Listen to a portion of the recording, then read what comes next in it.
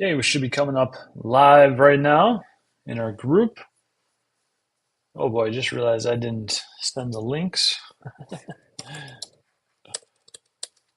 Okay, so I'm gonna pull up the Facebook group and send links. I'm gonna be sure we're live. Let's see here, we'll go to groups, Midwest Rockers. Try to do as quick as possible here. Sorry, I forgot this. Um,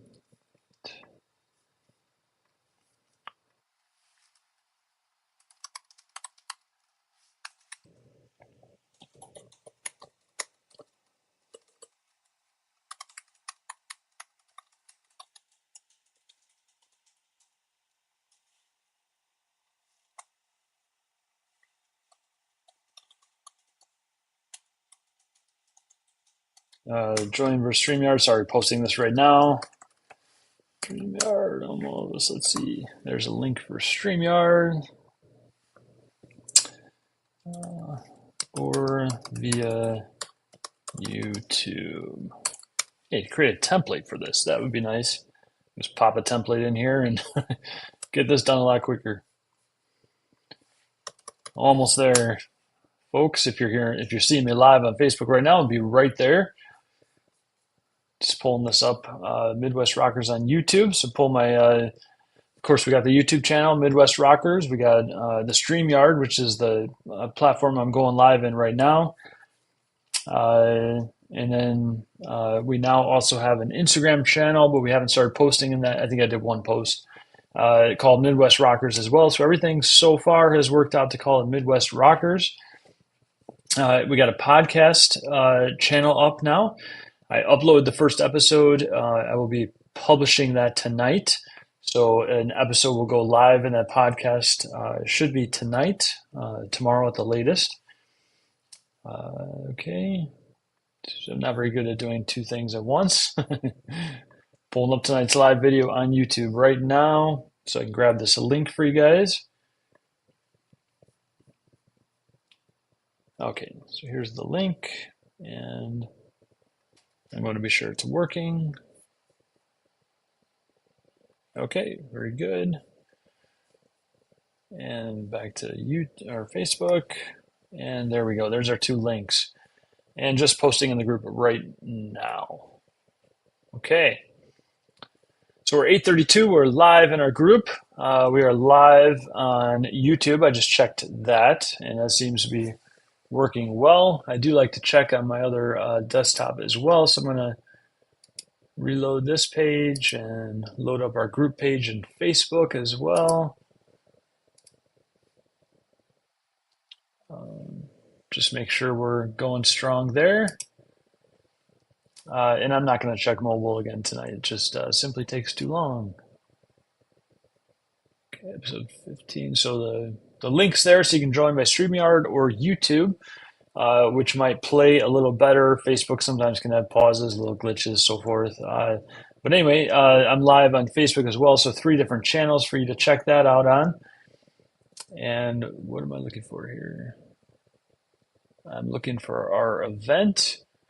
When you search for the events or get a post saying that I'm live in the event or your event is now, you go to featured at the top of the page. Click the arrow button until you see the event. Click on the event. Tonight is episode number 15. And I'm pulling that up now. And then because I'm on my home page, I don't think you should have to do this, but I am clicking on live video just to be sure I am live. And I am checking sound now. Oops. Okay, and I got sound. Okay, good. So live on the desktop, live on the laptop. I think we're good to go. So I'm gonna exit out of a few things so I'm not using up too much bandwidth here.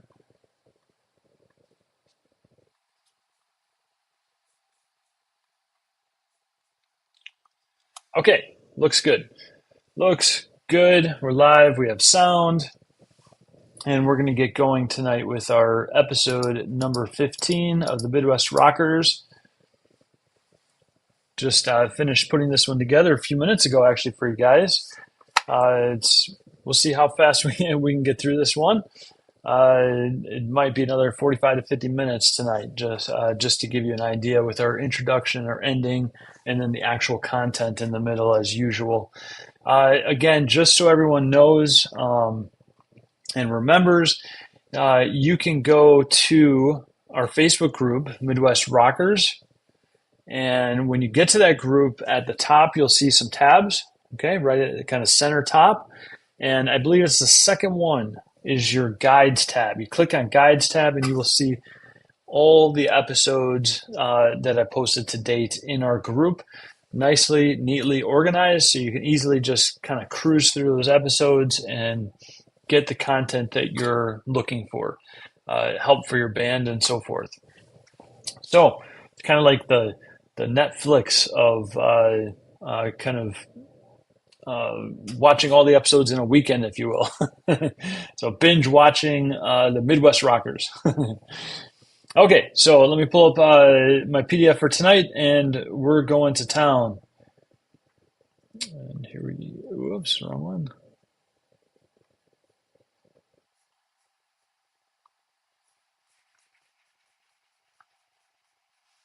Okay, welcome to Midwest Rockers Facebook group. This group is for those who are passionate about rock-based music and sharing their gifts, their years of training, their talents, and dedication with this group and their audiences.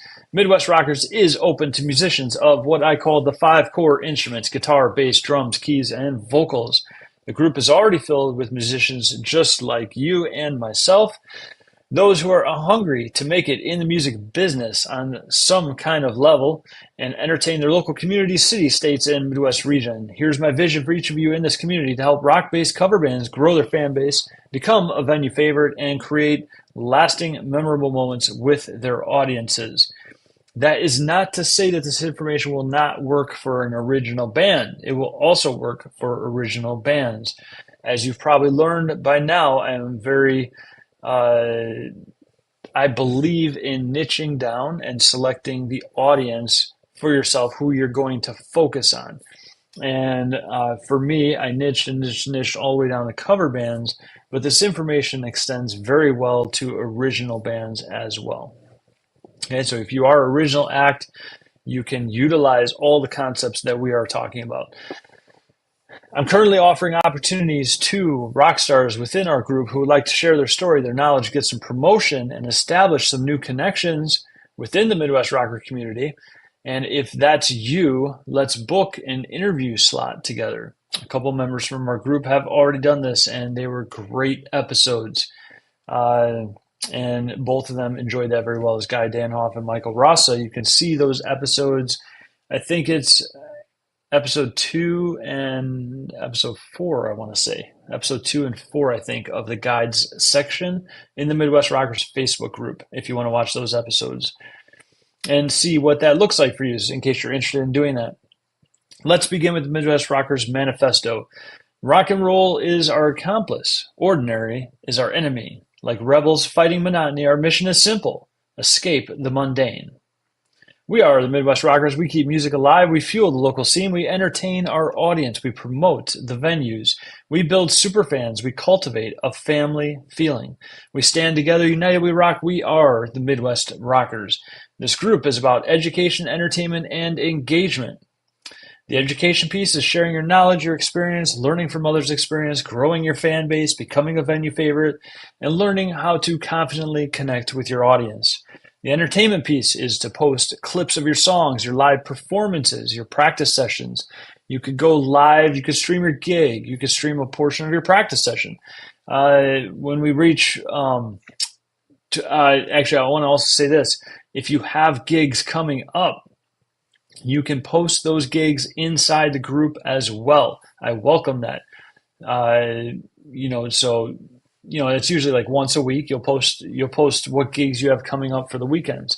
That way, if some of us are not playing on a particular weekend and we happen to be in your area, maybe we can come and see your show, right? So we want to help promote each other and help expand each other's reach and so forth, and become fans of each other's bands, right? We want to connect with each other. When we reach approximately 2,500 members, then I do plan to start hosting centralized live events as well. And I expect and plan to have those events be big, entertaining, and filled with music and fun. Maybe we'll even get the opportunity to jam together at some point, which would be pretty cool. As far as the engagement, it's all about connecting with each other members in this group, supporting each other, learning from one another. You can engage by asking questions, dropping tips and hacks within the group. You can share your knowledge, experience, and stories that might help others in this group, right? So visit often for connection, community, and creative ideas for your band, your gigs, and your fans. I'm John Cabity, the creator of the Midwest Rockers, guitar coach, gaffer, video lighting specialist, and marketing coach. I have a heart and deep connection for rock musicians. You are my tribe, my people. I connect with you. We together speak the language of rock. We understand one another on a level beyond conversation, small talk, and hanging out. From the moment we meet, it's as if we're brothers and sisters, part of the same tribe. I too struggled and had to learn discipline to develop my skills in music, which was on the instrument of guitar. I was in and out of bands. I understand the difficulty of getting other support and getting people to show up to your gigs. I pushed through. I found a new door. I launched a guitar academy. I birthed new musicians and helped them overcome hurdles I had faced even faster, and skipping some of those hurdles that I had to take on my own journey so that they can arrive quicker to their destinations. I learned relationship selling, became friends with the students and their families. I've also studied personal development to become more confident in myself, and from the stage, I studied business so I could learn tools to help others on their journeys as well. I've hired coaches, consultants, and bought digital programs. I spent upwards of $30,000 investing in beyond school, non-degree education and skills so that I have the ability to help others in this industry. I rebuilt businesses and careers over and over to learn there are endless opportunities to further personal growth. And during the devastation of a recent divorce I went through, I used that change as an opportunity to get back into the music scene. I observed over 150 shows to see how I can use what I've learned along my journey to help other musicians live their dreams and build their vision into reality. I quickly discovered that there's 3 secrets that most bands are missing, and this group is a part of sharing those secrets with you. As musicians in the common day marketplace, we do face a common enemy, and it's ordinary. Society is designed to keep people at home. People, our potential fans, are going out less and less, and ordinary seems to be our way of life now. Some of the culprits to that are addiction to social media, access to the internet, large TVs, gaming consoles, live entertainment, right at home in our living room, sitting on comfy couches or movie theater style chairs.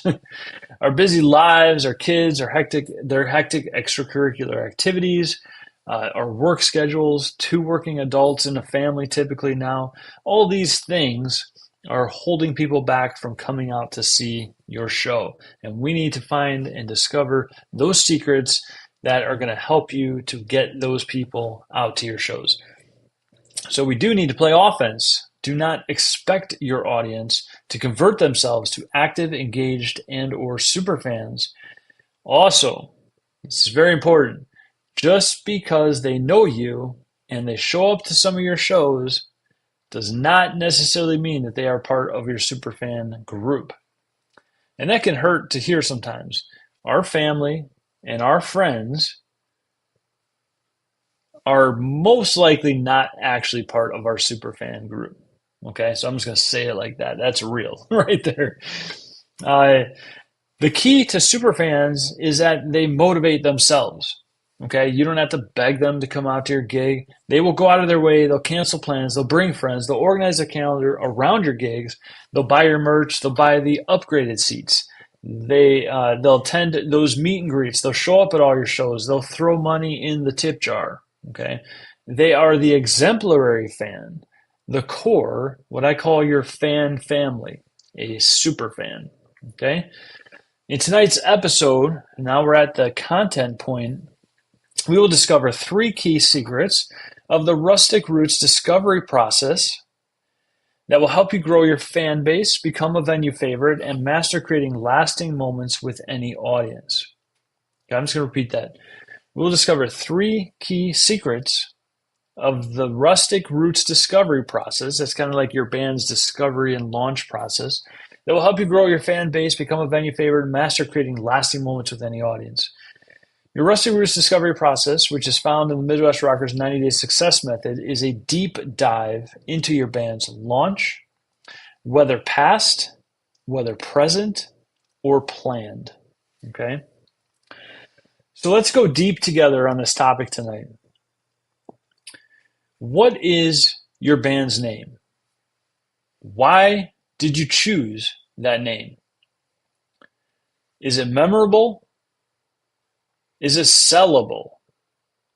Is it marketable? Is it easy to remember? Is it tribal? Will it create a sense of belonging? That's what tribal means, okay? Is it fan friendly?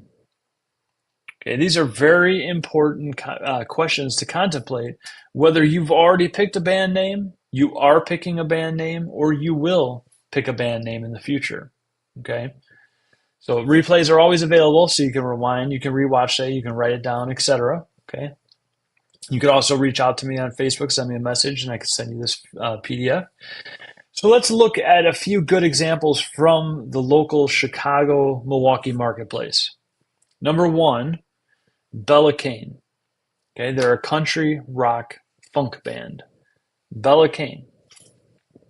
These are great examples of band names that are memorable, that last, that are kind of a tribal sense of belonging feeling, very marketable, sellable, right? Memorable.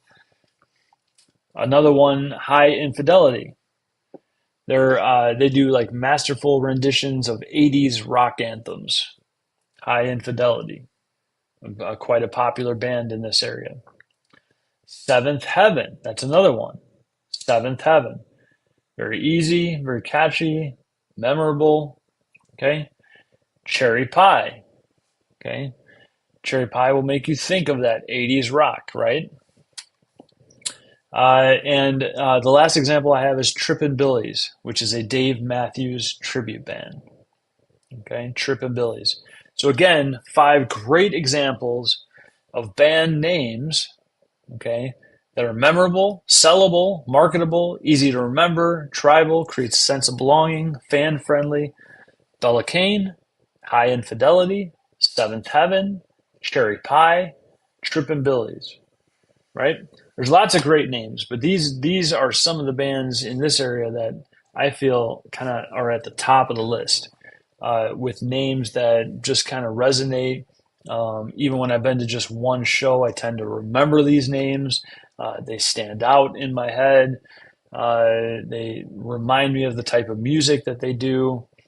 They seem marketable, sellable. They draw audiences, etc. Okay, so all of the above fit the required criteria, if I could talk tonight, listed throughout those questions, and I repeated them a couple times. Okay, so how do you create this band name or refine it for yourself, right? So here are some quick wins that you can implement immediately, whether you currently have a band name and you just want to kind of test your band name against some of this knowledge, whether you're starting to pick out your band name, maybe you got 3 or 4 selected, or you're planning to a band concept and you need a name for that band. So these are some quick wins that you can implement immediately in creating the band name.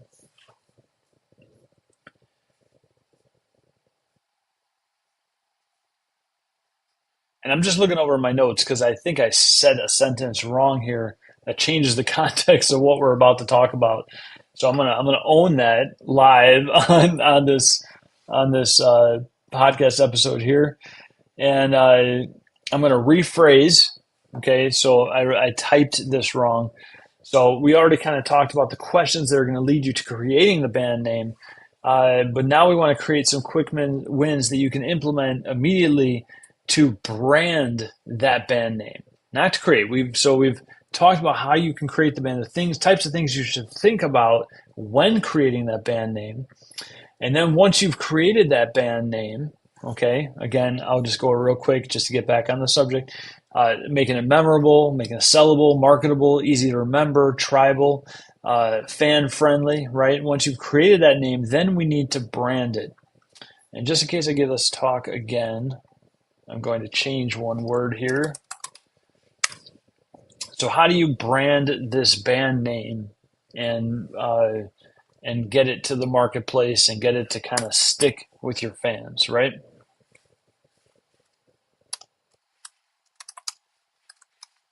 We all made a mistake, and we all make mistakes, and I made it live right in front of you. Okay, so we got that fixed straight out. So hopefully you're following me now.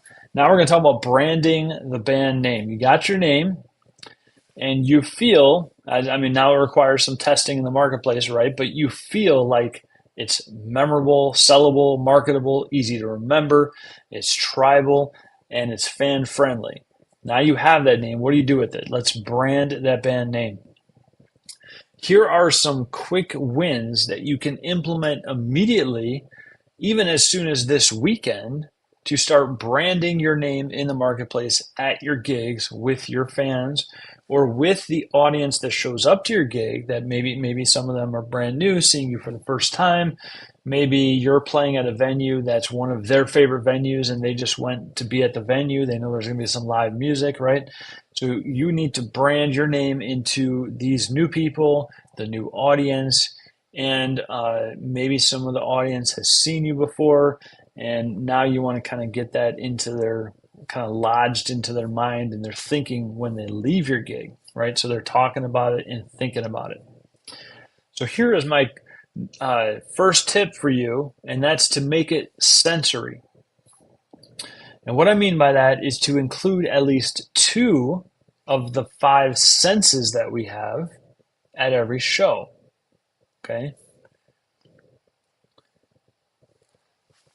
So, sight, sound, touch, uh, these are visual, touch, sight. These are the sensory aspects that I'm talking about. How can we utilize at least a couple of them at the shows to start to get your audience, potential fans, lead them towards super fans engaged with your band's name, okay, to brand it inside of them. So one of them regarding auditory or listening is to say it 5 to 7 times during every gig or show. You want to literally plan throughout your show to say your name at least 5 to 7 times. And that may seem, I think it would seem to us when we're on the stage live that we're self-promoting, we're saying our band name too much. Maybe we have a banner right in the background, they can see our name, so why would we say our name? But people need to visually hear that name over and over and over again. It's like when they talk about marketing, that it might take 7 to 13 times to see you, hear you, etc., before they start to even notice you, right? So it may take 5 to 7 times of you saying your band name before people are like, hey, did they just say their band name again? What did they say? What was that band name, right? Now they're suddenly tuning in to listen to what is your band name. Now they're using other senses such as sight to look around, and if you have a banner or sign to see your band name, now they're engaged because they heard it and they've seen it, right? Or they saw it. Okay, so and that leads us to that next one, which is more of a visual thing. Let them see your name at every show. So now they've heard your name 5 to 7 times during your sets. Maybe you have a couple sets and you divide it up. Maybe say you're going to say your band name 3 times in set one, and you have your break, and then say it 3 times in set two. And as a side note, I don't advocate a break anymore. I believe currently in modern day market, with our low attention spans, due a lot to social media, interacting with our electronic devices, TVs, etc., everything that's visually happening and stimulating us all around us on an everyday basis. I don't believe that those breaks are, I think that's kind of old school. I don't think they work anymore. It's nice for the band, but during the break time, as someone who helps mentor and teach bands, I literally stand there counting all the people that walk out of your show. The band I saw over the weekend, I counted. It wasn't a tremendously large audience to begin with, but I counted 17 people leaving during about a 15 to 20-minute break that the band took. 17 potential superfans walked out the door. Because if people are feeling a little tired from their day, from the work week, etc., maybe they enjoyed that first set and they're like, okay, that was enough. The band's taking a break anyway. I'm getting tired. This seems like a nice time to leave. Maybe if there's a lot of people there, maybe we'll get out of the parking lot a little quicker. We'll get home sooner. We can start our day a little earlier tomorrow. You don't want to give them this opportunity, not in this modern day right now. So don't advocate that. But if you still do the band breaks, you could divide up saying your band name 3 times in the first set and 3 to 4 times in the second set. If you do a 2 to 3 hour show, you can say, hey, we're going to say it 2 to 3 times per hour of our show. Okay. And you can be creative with it. Okay. Be creative in how you do it. I've even seen bands sing their name replacing lyrics of a song, which is pretty awesome. I've seen Bella Kane do that for sure. I've seen several bands do that. I just happen to remember right now that Bella Kane has done that on multiple occasions, where they replaced the lyrics in a song with their band name. It's almost a way to program your audience, right? Okay, so be creative with it. Then visually, let them see your name at every show. So these are things like a banner backdrop. Okay, we have short attention spans these days. Maybe we looked up the band. We're like, hey, that looks like a fun show. I like the kind of music they're going to do. Let's go see them.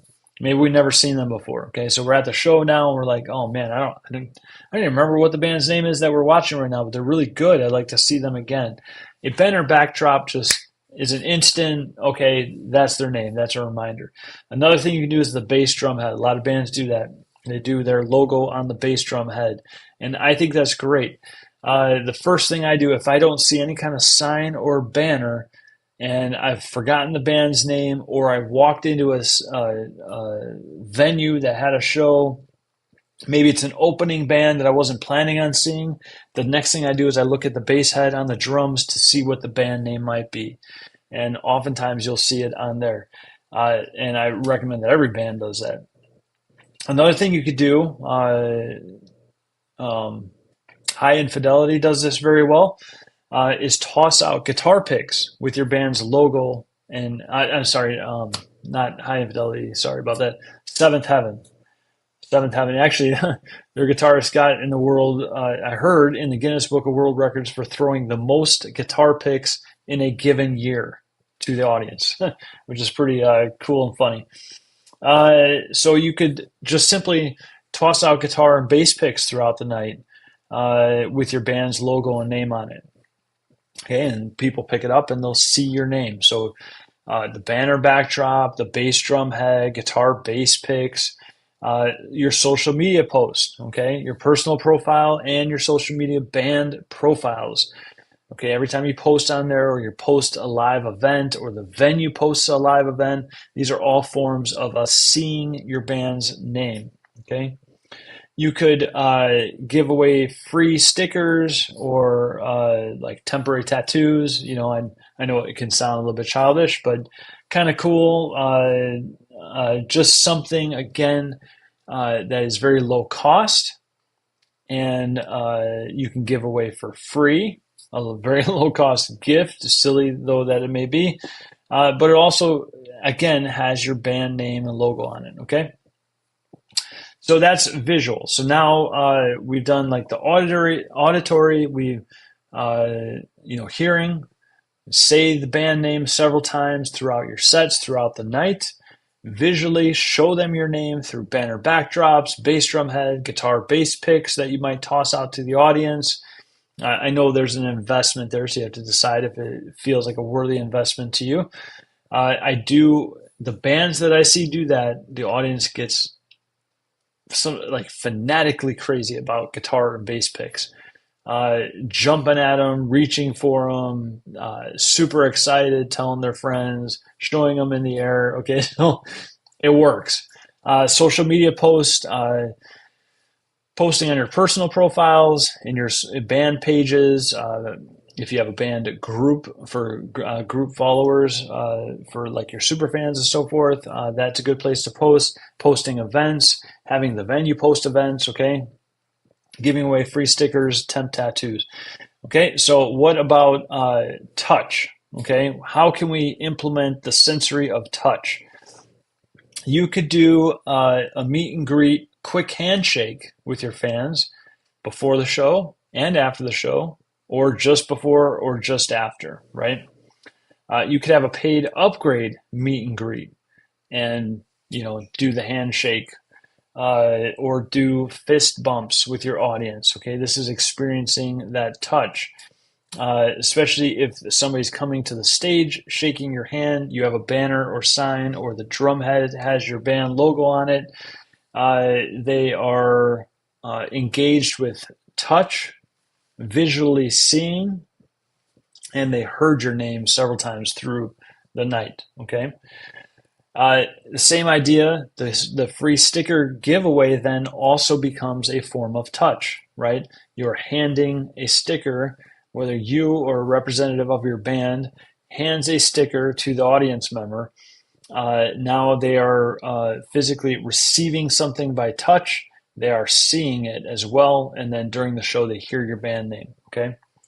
Have them sign a guest list. Maybe they would like to be a part of your email list, and get updates on live upcoming shows and so forth. Now there's touch involved. They are engaging with your band physically in some way by writing their email on your guest list. Okay. Uh, uh, in regards to collecting the emails as well, you could give them some kind of a free gift, such as a temporary tattoo or sticker, maybe a bumper sticker they could put on their car, a pen, etc. Maybe you have them write the email down and then give them the pen they use to write the email down with your band's name, information, logo on it, etc. Okay, you could have a merch table and they could buy merch. Now they're physically touching a t-shirt or a hat or bandana or something, and they're seeing your name on it. When they pay the entry fee, if you have an entry fee, that can be a form of touch. It's a little bit more vague unless you have like your band posters and names. Even if it's just in a little display, a little 8x12 display right on the check-in desk. Okay. So maybe if they're actually paying and seeing that at the same time, that would qualify as a touch point. Or if somebody from the band or the crew from your band is actually collecting the money, that's a touch point. Okay. Or here's another idea and quick win for you. Get your own band stamp. Okay, so most places you go to will either give you a band to put around your wrist. So you could get those bands and actually have your band logo on it and say, please hand these out instead of your own generic ones at the venue. Please hand ours out and put them around their wrist with your actual band logo on it. Or you could get a stamp. A lot of places will stamp the hand, and you could stamp your actual band logo on top of their hand so that they can get in and out of the venue, running to their car or grabbing a smoke, whatever. Okay, so those are touch points. Okay. So that's an illustration of 3 of the 5 senses with simple to implement ideas immediately. The other 2 senses are taste and smell. Okay, so those are a lot. Those take a lot more thought in how you would do that, and require more advanced thinking, ideas, and implementation if you were to implement those 2 pieces of the sensory, right? The senses. Okay, so now you have a band name Now you've implemented quick branding strategies for that band name at your gigs, on your social media channels, etc. Now let's go even deeper. Now let's discuss what makes your band unique. What makes it stand out from other cover bands who are similar to your band? Okay. So I'm going to do some examples. I just want to look ahead here for a second. Okay, so this piece here is number two of the three secrets. Okay, so choosing your band name and branding that band name is like secret number one for tonight. And number two is creating your uniqueness or what differentiates you from other cover, tribute, or original acts. Okay, so if you're a cover band, you need to distinguish yourself from other cover bands. If you're a tribute band, you need to distinguish yourself from other tribute bands. If you're an original band, how are you going to distinguish yourself from other original bands? And on top of that, other bands that are already established, right?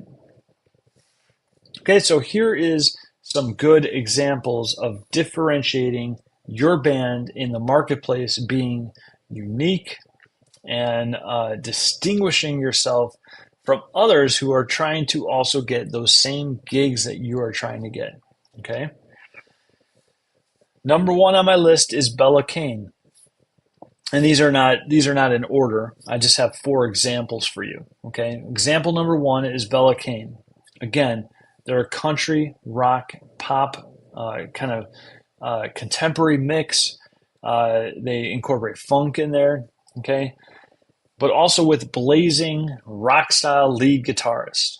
Okay, that's kind of a uniqueness because you won't typically find that in a country band, in a country based band. Okay, they're also a large band performing live with zero tracks in their mix. Okay, it's all live. Everything you hear is live. They also incorporate brass instruments and fiddles. And then I think I also talk about this later, but many in the band are also lead vocalists. So they kind of swap throughout the night. There's like 4 to 5 different lead vocalists that take the mic. Okay. That's their uniqueness, right? They kind of cover, they're country based, but they incorporate rock, pop, and funk, mostly contemporary, popular music. Okay. Or if it's the past, it's really highly popular songs. Okay, they incorporate blazing lead guitarists. Okay, they're doing lots of lead guitar activity on stage. It's a large band with no tracks in the background. Okay, another thing that makes them unique. It's all live, and then they also incorporate brass instruments and fiddles on top of that. And then multiple of them can sing lead vocalists. These are the things that distinguish Bella Kane from the marketplace.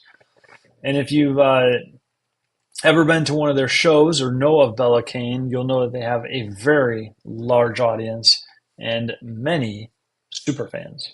Okay, these people show up to their shows over and over and over again. They have a huge draw.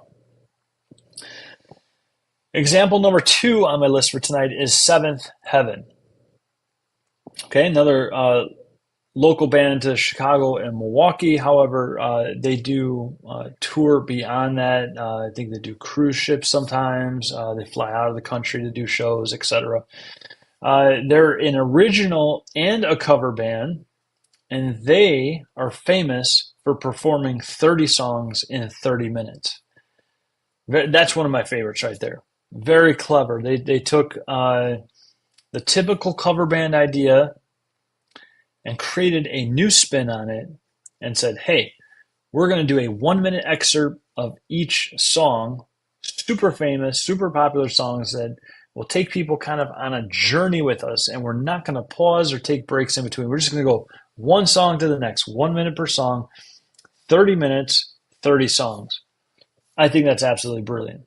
Totally blew my mind the first time I saw them. And they do it very well as well. Okay, and the audience goes nuts. As soon as they say something like, it's time for 30 songs in 30 minutes, the audience just erupts and blows up because it's their differentiating factor. It's what essentially what the audience came to see. It's that what makes them stand out from other bands. Just like if you go to Bella Kane, especially if you're a couple or going with friends, one of you might be heavily into country, one of you might be heavily into rock, and Bella Kane addresses both those in the same show. Okay, and then also it's all live. There's no tracks going in the background, and I'm whether you do tracks or not, both are good. Okay, it's just that's one of the things that differentiates Bella Kane. Okay, so my third example for tonight is Beyond the Blonde. Beyond the Blonde. And they are a three tribute act. So they don't just tribute themselves to one artist, they're actually tributing themselves to three artists. And that's Pink, Gwen Stefani, and Lady Gaga. Pink, Gwen Stefani, and Lady Gaga. And again, remember, this is a cover band, not, this is not a Lady Gaga concert, right? It's a cover band in the styles of Pink, or performing songs by Pink, Gwen Stefani, and Lady Gaga, but they incorporate the pop concert experience into the show, including outfit changes. So it's kind of taking you on a journey of music. So there's like an outfit when they do the songs by Pink, and then there's a switch, and then there's a new outfit for doing the songs, Gwen Stefani songs, and then switch. There's a new outfit for Lady Gaga songs, etc. So they have this pop concert experience. They do three tribute artists, and they have outfit changes and stuff to keep things fresh, exciting, and memorable in the performance. Okay, so that's another great example of distinguishing yourself in the marketplace. And then my fourth example for you in distinguishing yourself in the marketplace and example of how to do that is Hairbangers Ball. Hairbangers Ball. They recreate the 80s rock concert experience for those who never got to experience it back in the day in the actual 80s. Okay, so they do the whole, if you just go back and watch some 80s concerts, they were big. The draw was thousands upon thousands of people, sometimes 10 to 100,000 people at a show. And, lots of visual stuff, performances, sometimes outfit changes, exciting, lots of movement. That's kind of what the Hairbangers Ball is all about, is taking that 80s rock concert experience from back in the day and bringing it to those who never got the chance to experience it back then. Okay, that's what differentiates them. They're not just playing 80s cover songs or rock anthems, they're creating an experience for those that come to their show. Okay? So now, now we've said all that, and I talked so much, let's go back to you and your band. And let me take a little sip of water here.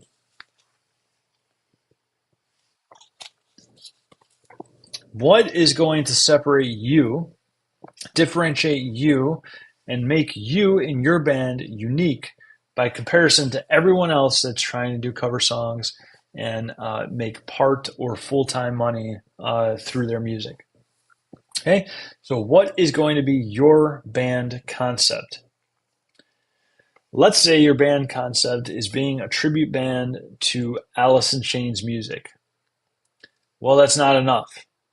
There's lots of tribute bands to Alice in Chains. You can go to Google and you can say tribute bands, Alice in Chains, and you can find tribute bands to Alice in Chains all over the country, right?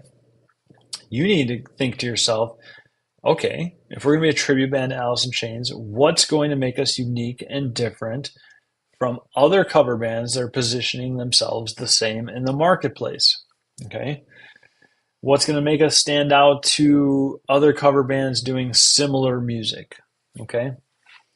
You have to go beyond just being a tribute band to a band, and you have to think what's actually going to distinguish us in the marketplace. What is your shock and awe? Seventh Heaven, 30 songs in 30 minutes. That's a shocker. You're going to play 30 songs in 30 minutes. How is it even possible? How does that work? How can you flow so succinctly from song to song? What about key changes, etc.? How are you going to make that work, right? That's a shock and awe moment for the crowd.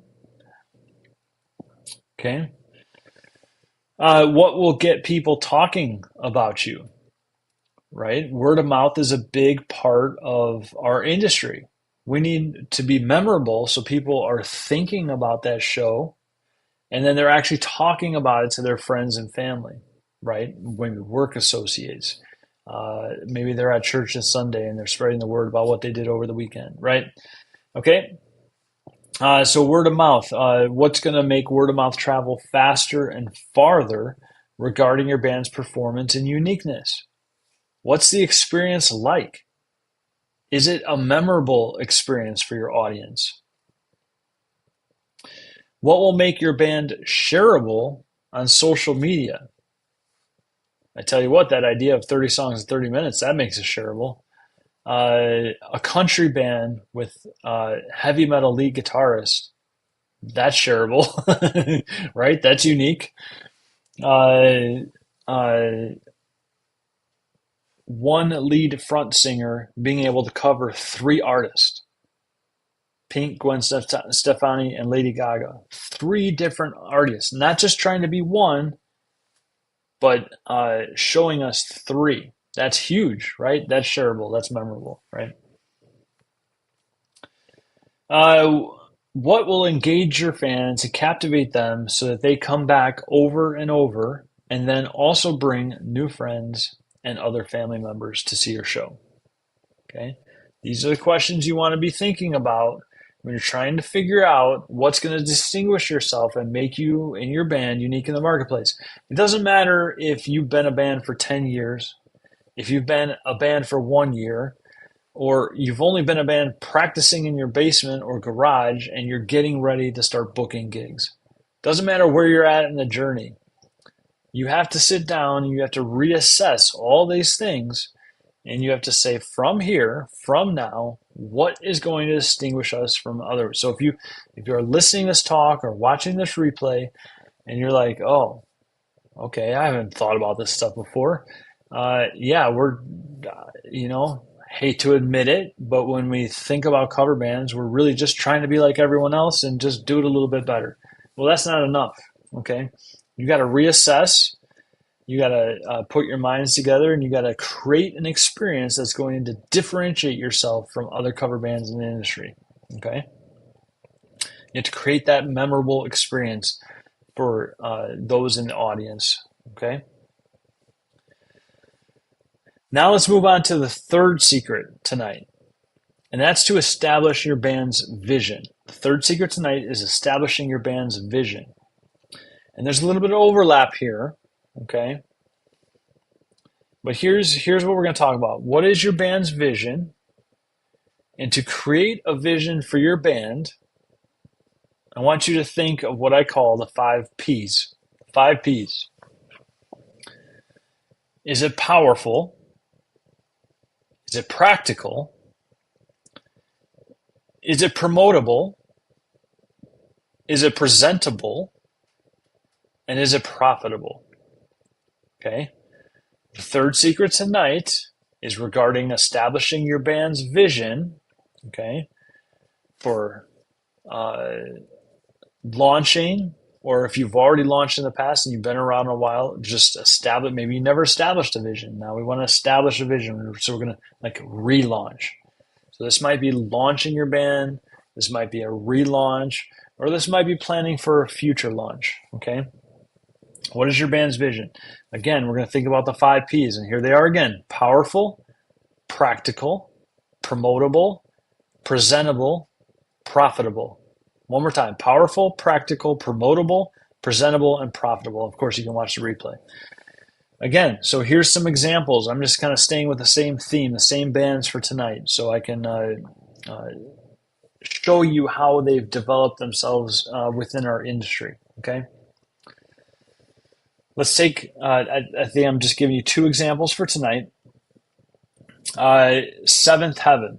Okay. Seventh Heaven again, original music, and a cover band. They've released their own music on CDs. I think they have, I don't know, 2, 3 albums, maybe more. Maybe I haven't researched enough of their own original music.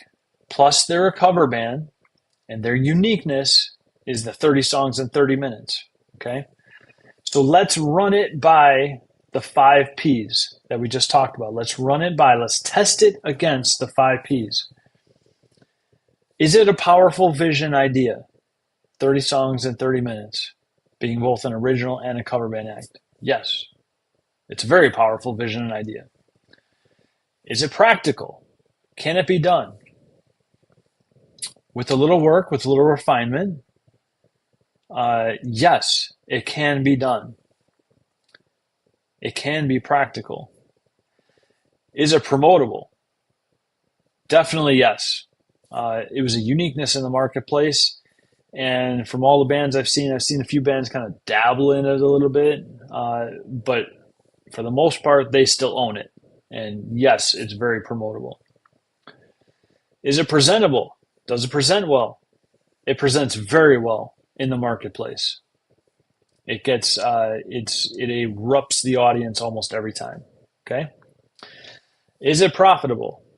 Heck yes, it's profitable. They've been doing it for years. They've been marketing the idea, promoting it, doing it in their shows for years, and with lots of success, lots of profitability. Okay. The idea sells very well in the marketplace. So we tested the Seventh Heaven differentiator, what makes them stand out, their uniqueness, their vision for the band being an original band, a cover band, the uniqueness they created for the band, the 30 songs in 30 minutes. We tested it against the 5 Ps. Again, those 5 Ps are powerful, practical, promotable, presentable, and profitable. And they passed the test on every one of those. Okay. Let's test one more band for tonight. Okay. And then we're going to begin wrapping up for tonight. And that is Bella Kane. Again, they blend country, funk, and rock with 0 backing tracks. They have a large band incorporating brass instruments and fiddles with many capable lead singers and harmonies and blazing lead guitarists.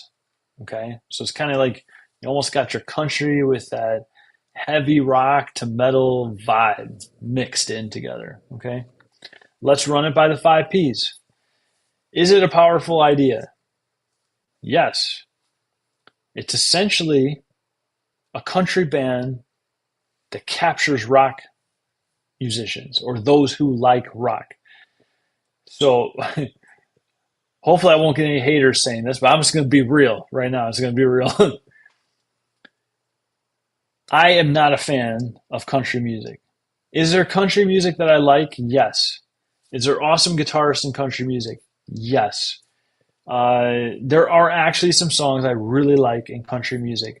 Overall, am I a country music fan? No. Do I choose to listen to country music on my own? No. I'm called Midwest Rockers for a reason. Our group is called Midwest Rockers for a reason. I am rock-based. Rock, metal, hard rock, fusion, instrumental music, big fan of Joe Satriani, Steve Vai, Eve Malmsteen, John Petrucci, etc. I find myself at their country-ish shows many times on many weekends. Okay. So is it a powerful idea? Yes. If they captured me, a straight rocker who tries and attempts not to listen to country music, it is a very powerful idea. Okay. So that's what their idea has done for them. They've captured even my type of audience. Okay. Is it practical? Well, it's difficult. It's challenging. They require a bigger stage. It's much harder for them to play on a smaller stage. Okay. But overall, yes, it's pretty practical and it's doable, and they can find stages and ways of arranging themselves on a mid-size to a large-size stage. Can they do a small stage in a local venue? No, it doesn't really work there. So on that, I'd have to say that piece not so practical, but it's practical enough for the majority of venues. Okay, difficult and challenging, yes. They have a lot of musicians, a lot of personalities, a lot of things to work through, but it's doable. Okay, so it's kind of in the middle on that kind of practical. Okay, is it promotable? Yes, it's very promotable. So many musicians, so many things happening, moving around, interacting, changers exchanging left and right, blazingly guitars. For the country fans, really nailing the country stuff big time. Huge country audience and fans for them. So yes, very promotable, even to the point of capturing a rock fan like myself and multiple audiences with something for everyone. Okay. Couples who have varying music interest, maybe one's rock, one's country, will go to this show. Okay. And they keep the show interesting, enjoyable for everyone, and you just tend to talk about it when you leave. Okay. So very promotable. Is it presentable? Yes, it presents fantastically, very well. It looks massive, amazing, well coordinated. It's engaging. So much happening that you tend not to get distracted by other things happening inside the crowd. You're not checking the phone or social media all the time. There's just so much happening to keep you engaged. Okay, so it's very presentable. And finally, is it profitable? And that's a big old yes. Year over year profitability and bookings, constantly getting booked out, booking months in advance, super large audiences. One of the biggest draws of the area is Bella Cane, with above average audience draws. There's always going to be a full house. If it's a smaller venue, there'll be people out the door. Sometimes you can't even get in to see the show. Okay, so huge success, hugely profitable, large fan turnouts, etc. Okay. It easily passes 4 of the 5 P's. It passes the 5th, but the 5th's a little middle. It's not perfect, and that's the practical side, because they can't actually play very small venues with small stages.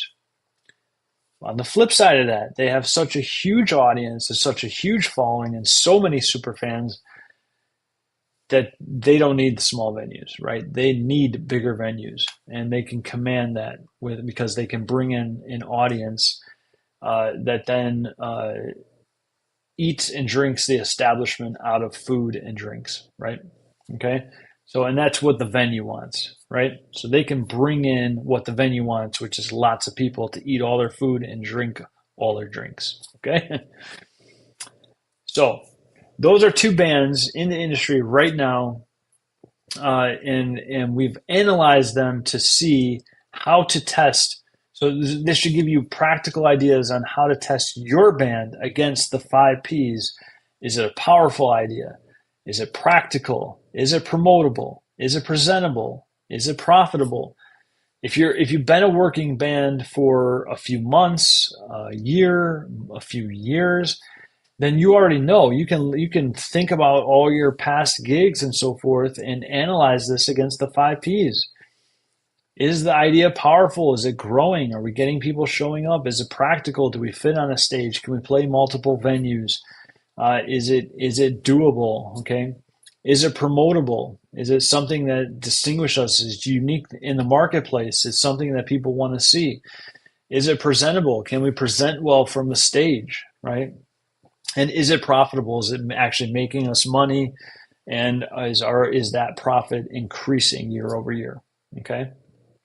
That's how you can test your band, whether you've already launched, you want to relaunch, or you're planning a launch of a band. These are the things you want to think about when you're doing that and creating your band's vision. Okay.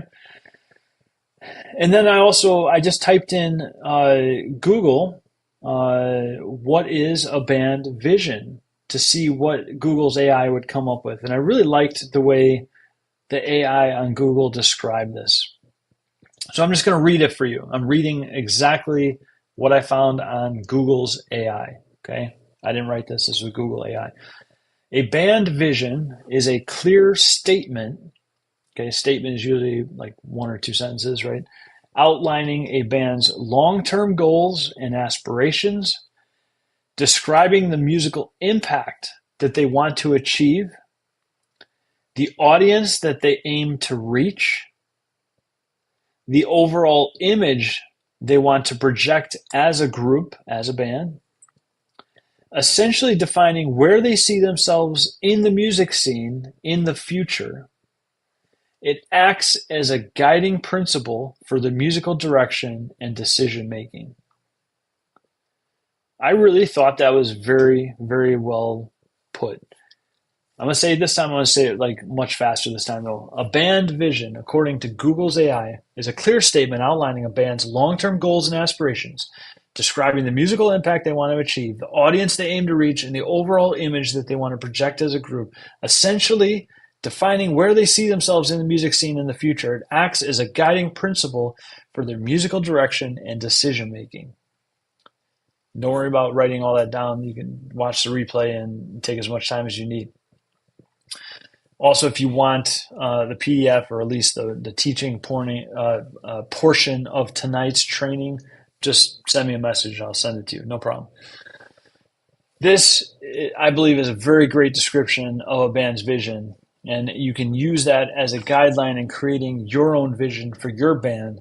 Whether you've been around for years, you want to relaunch your band, you're planning a launch, you've just launched recently, it doesn't matter what stage you're in. Take the time to do it now, to reassess. These are quick wins. I've talked about quick wins before. These are things you can do immediately, effective this week. You could say, hey, over the holidays, maybe we're not gigging, maybe we're a little slower. Let's all take a moment as each member of the band to write down our ideas on these things in this let's each watch this podcast, episode number 15 of Midwest Rockers, and let's write down our thoughts, and then let's come together as a group and let's look at what we each wrote down. Let's compare notes and let's really establish these things. And going into 2025, either number one, we know, hey, we are on a solid path. We passed the 5 Ps. We're good. We got a good band name. Maybe we can implement a couple new strategies on branding that band name.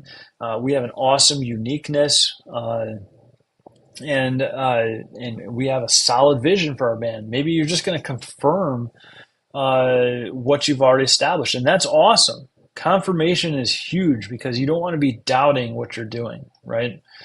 You want to be very confident in what you're doing and the direction you're going as a band and who you're impacting, okay? Music is very impactful for people. It helps them to get through everyday life, and that is the truth. Music helps people get through everyday life. And that's important. So we are doing a really good service in society. Whether you're doing this part-time, full-time, maybe you're just doing it free for now, just to kind of break into the industry, okay?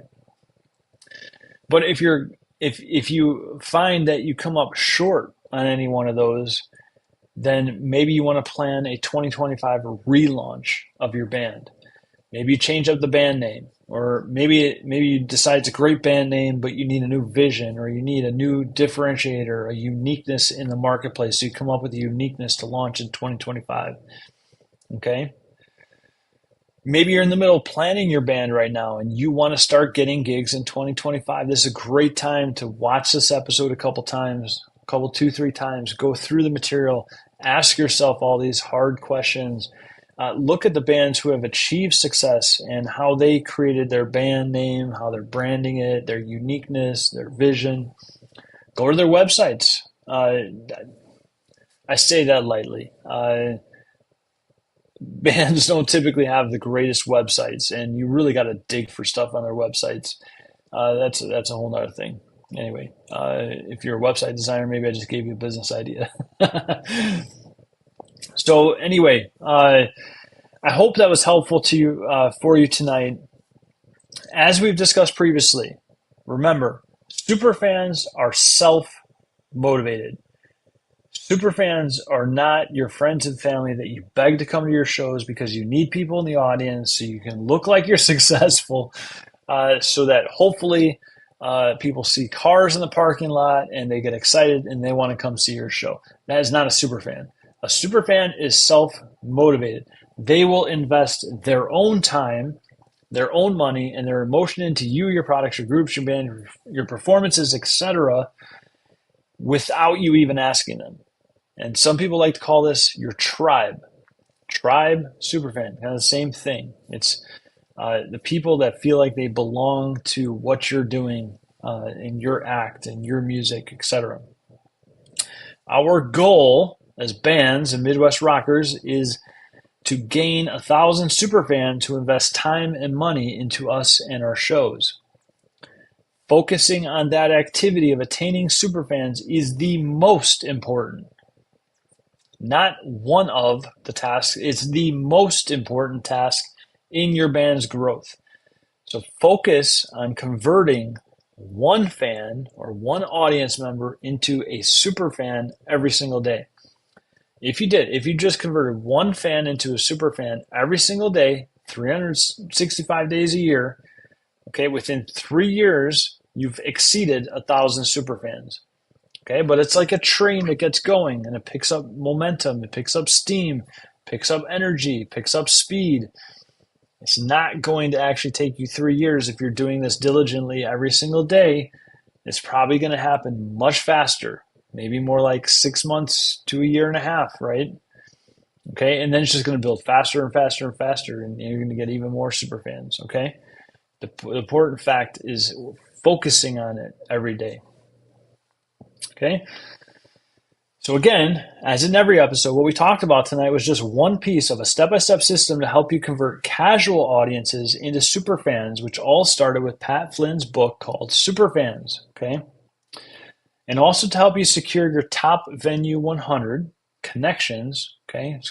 Your favorite venue connections is venues that are going to end up calling you for the gig that you don't have to book. They're going to book you out months in advance because they like what you do, and you bring an audience, you bring fans, etc., which helps make them money, so they can pay you to do your thing.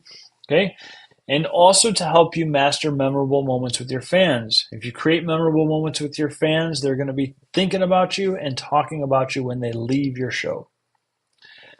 So let's recap that Midwest Rocker 90 Day Success proprietary method tonight to show you exactly where these 3 secrets we talked about tonight reside in that system. So I'm going to just pull it up on screen as I've been doing.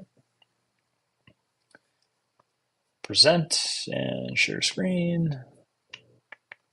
Share screen. Whoops. Okay.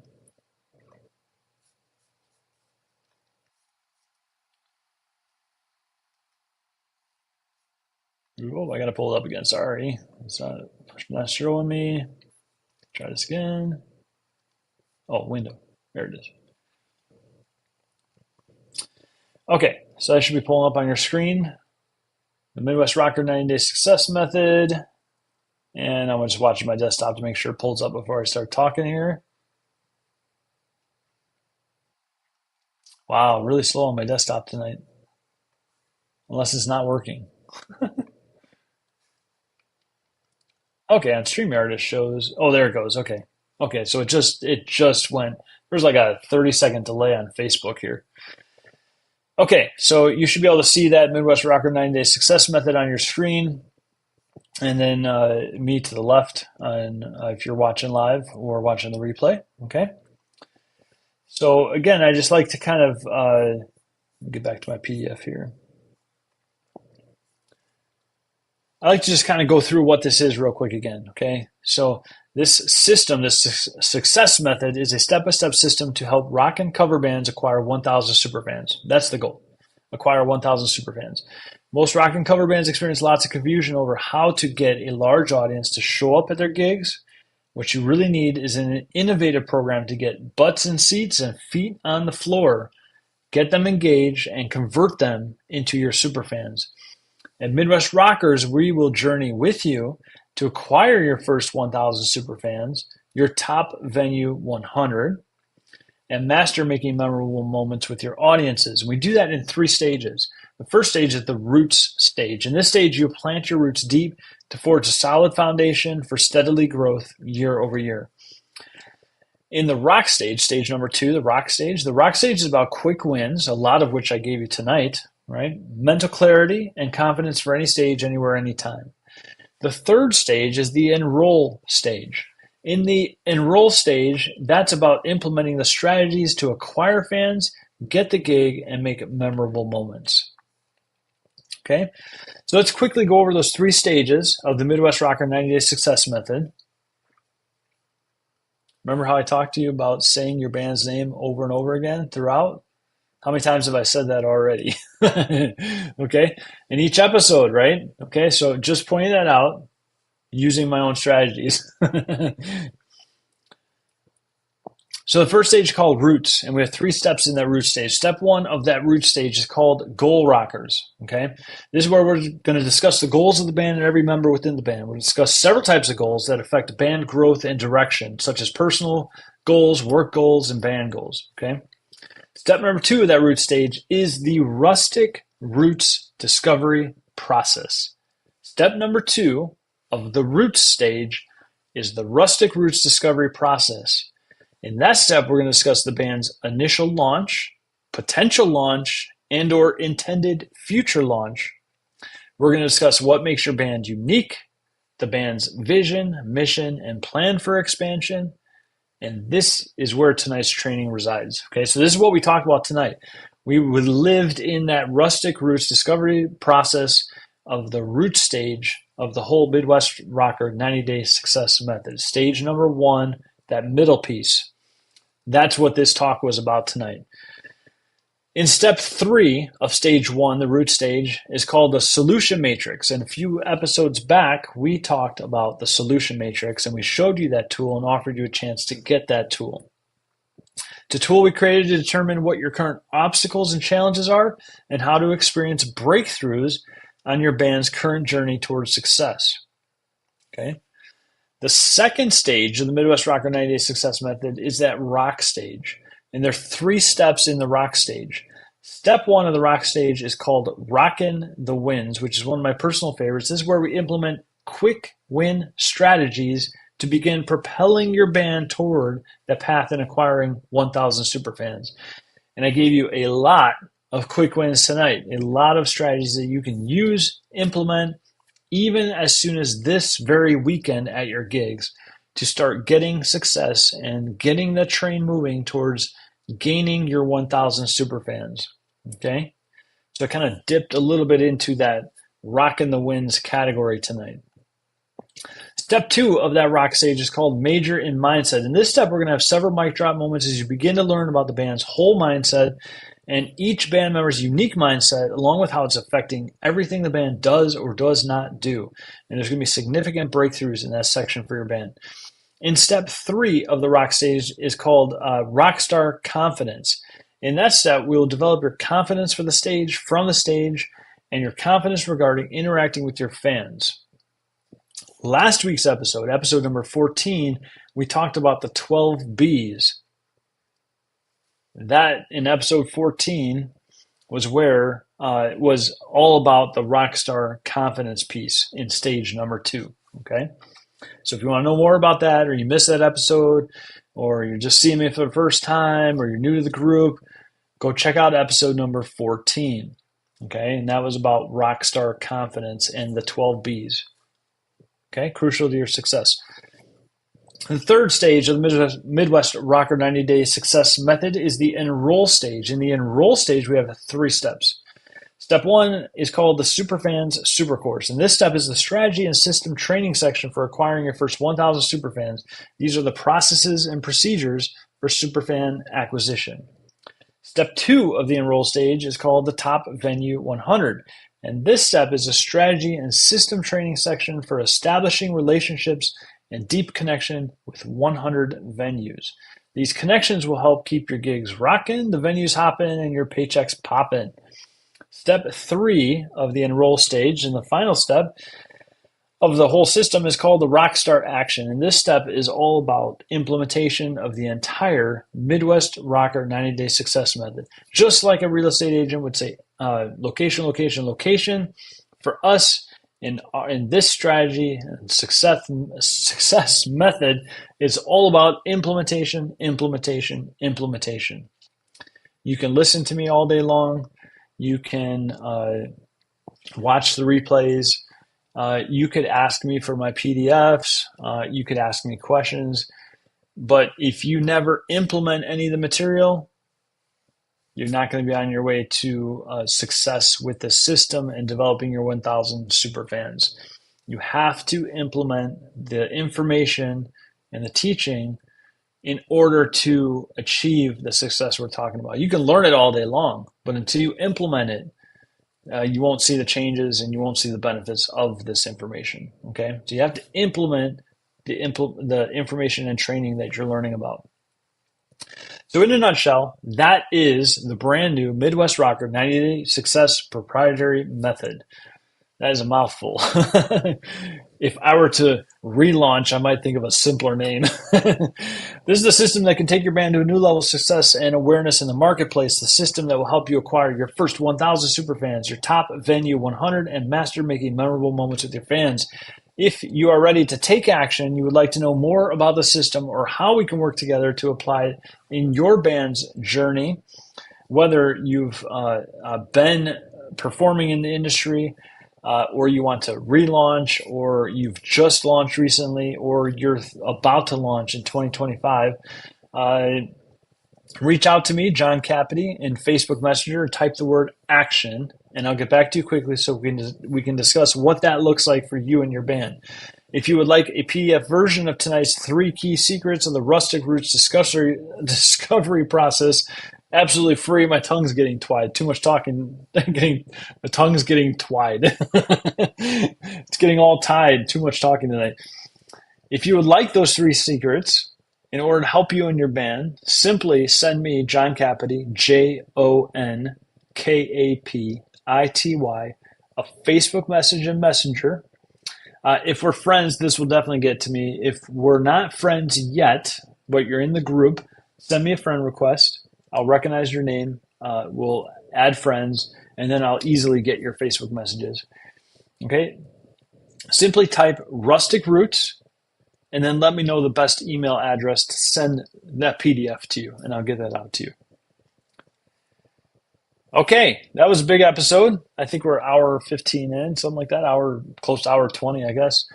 Okay, Midwest Rockers, I hope this was helpful for you tonight. Keep visiting, get active, connect with others in this group, post your gigs, post little clips of your music, ask questions, get help and feedback, and most importantly, keep the lights on and keep rocking. This is John Capity, guitar coach, podcaster, marketer, gaffer, and improv artist. I appreciate all of you. Until next time, I say peace.